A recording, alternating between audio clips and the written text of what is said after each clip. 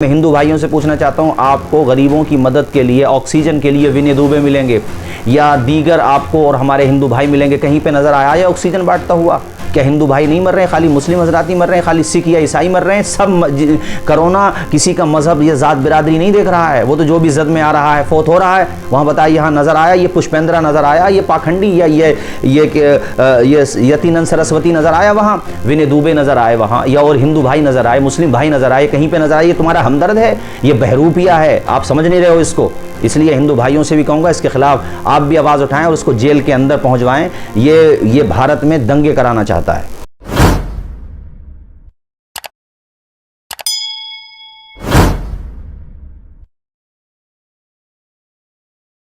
ये यतीनंद सरस्वती जो है इतना बड़ा झूठा है, ये भारत का संविधान जो अंबेडकर साहब ने लिखा उसको बदलने की बात करता है। ये एपीजे अब्दुल कलाम जो मिसाइल मैन थे उनको देशद्रोही कहता है। ये गांधी जी को भी गालियां बकता है।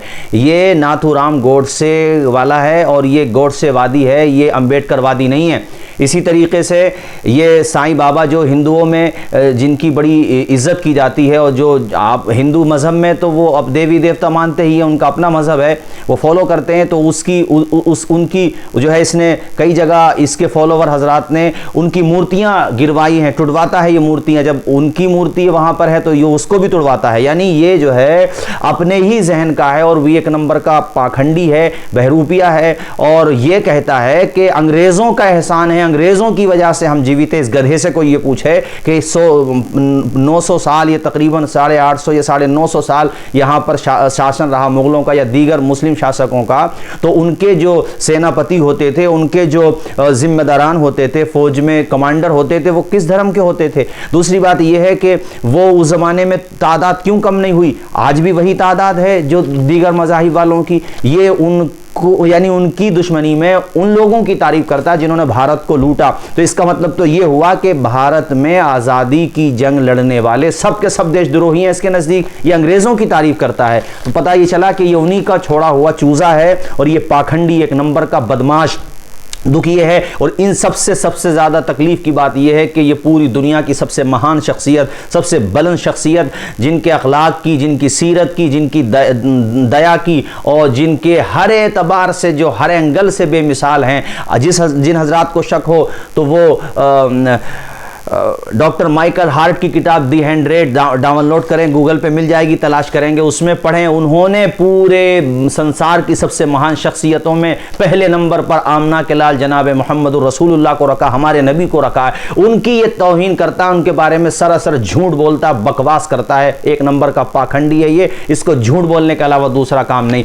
हज़ारों जगहों से मतलब भारत में इसके खिलाफ आवाज़ उठी, लोगों ने FIR दर्ज कराई, अलग अलग तौर पे इसके खिलाफ मेमोरेंडम दिए। बरेली शरीफ में तो बहुत बड़ा प्रोटेस्ट हुआ, उसके अलावा अजमेर शरीफ में हुआ, कलिया शरीफ में हुआ।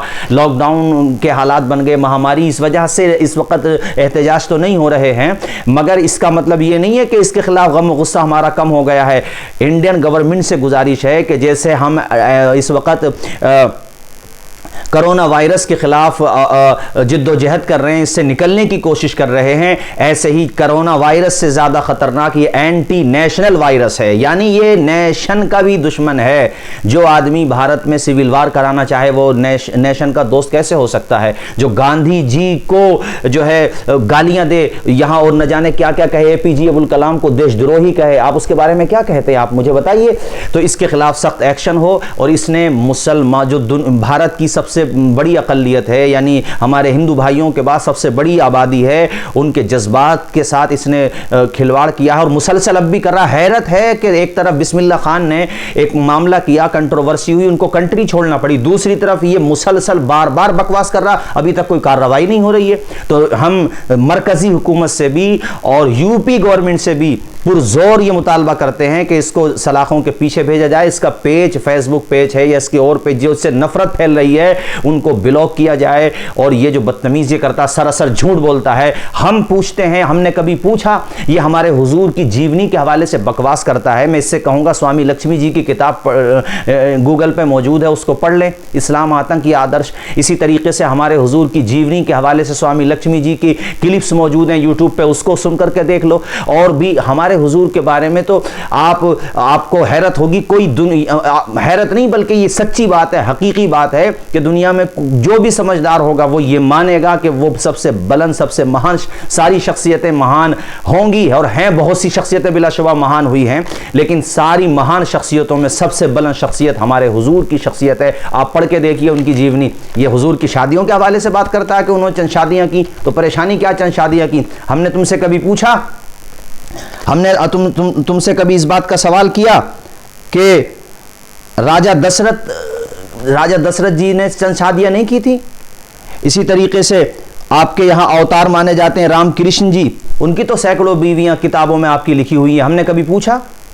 अरे भाई, मुताद्दी शादियों का मतलब यह है कि जंगों के हालात होते थे, बहुत सारी औरतें विधवा हो जाती थीं, तो वो उनको सहारा देने के लिए या और भी बहुत सी सूरत हाल ऐसी इस तरह की आ जाती थी, तो उस सूरत में ये सारी चीज़ें हैं और इस्लाम ने इजाज़त भी दी है। तो इस्लाम कहता है अगर तुम उनके दरमियान इंसाफ कर सको तब आपको इजाज़त है।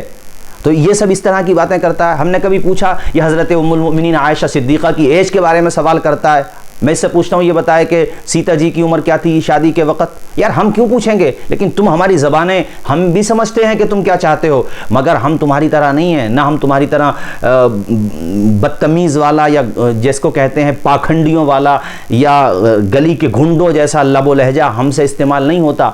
और मैं यहाँ विनय दुबे जी का और इसके अलावा जो हमारे और भाई खुल के सामने आए इसकी मुखालफत में और वो उन्होंने एक अच्छा मैसेज दिया, उन सब लोगों का शुक्रिया अदा करता हूँ। और भी कई संत और भी कई स्वामी जो इस वक्त इसके ख़िलाफ़, इसके अगेंस्ट हैं और इसके ख़िलाफ़ आवाज़ उठा रहे हैं, मगर हैरत है ना मरकज़ी हुकूमत इसके ख़िलाफ़ एक्शन ले रही है और ना राज्य हुकूमत इसके ख़िलाफ़ एक्शन ले रही है। इसको फ़ौरन गिरफ़्तार किया जाए। ये जो है बहुत बुरे हालात यहाँ पैदा करना चाहता है। और लेकिन दूसरी तरफ देखो, कोई दूसरा कुछ कह दे तो उसको फ़ौरन आप जो है सख्त दफ़ाएँ लगा देते हैं। इसके लिए इसका मतलब तो ये हुआ कि आपने इसको आज़ाद छोड़ रखा है, इसका मतलब यही तो हुआ। वरना आप बताइए अभी तक गिरफ़्तार क्यों नहीं हुआ? कितनी FIR हो गई, किस कदर एहतजाज भी हो गए। तो इसलिए इसको गिरफ़्तार किया जाए। ये महामारी में मैं हिंदू भाइयों से पूछना चाहता हूँ, आपको गरीबों की मदद के लिए, ऑक्सीजन के लिए विनय दुबे मिलेंगे या दीगर आपको और हमारे हिंदू भाई मिलेंगे? कहीं पे नज़र आया या ऑक्सीजन बांटता हुआ? क्या हिंदू भाई नहीं मर रहे हैं? खाली मुस्लिम हजरात नहीं मर रहे हैं? खाली सिख या ईसाई मर रहे हैं? सब कोरोना किसी का मजहब या ज़ात बिरादरी नहीं देख रहा है। वो तो जो भी जद में आ रहा है, फौत हो रहा है, वहाँ बताइए यहाँ नज़र आया ये पुष्पेंद्रा नज़र आया, ये पाखंडी या ये यतीनन सरस्वती नज़र आया, वहाँ विनय दुबे नज़र आए, वहाँ या और हिंदू भाई नज़र आए, मुस्लिम भाई नज़र आए, कहीं पर नज़र आए? ये तुम्हारा हमदर्द है, ये बहरूपिया है, आप समझ नहीं रहे हो इसको। इसलिए हिंदू भाइयों से भी कहूँगा इसके खिलाफ आप भी आवाज़ उठाएं और उसको जेल के अंदर पहुँचवाएं। ये भारत में दंगे कराना चाहता है।